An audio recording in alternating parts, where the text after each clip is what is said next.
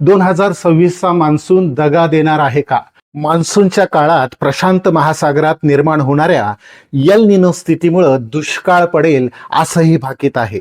मित्रांनो, दुष्काळाचं कारण ठरणारा हा यल निनो नेमका असतो तरी काय, आणि महत्वाचं म्हणजे तो पाऊस कसा गायब करतो हेच आपण जाणून घेऊ.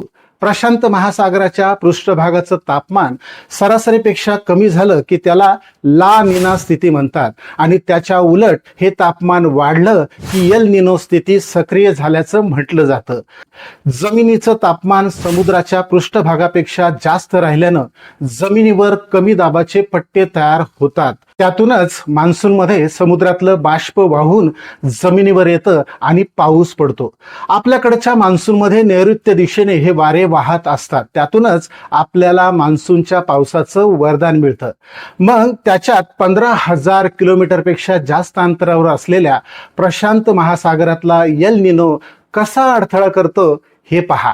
प्रशांत महासागराचं तापमान वाढलं की तिथं कमी दाबाची क्षेत्र तयार होतात, म्हणजे एक चुंबकच तिथं तयार होतं.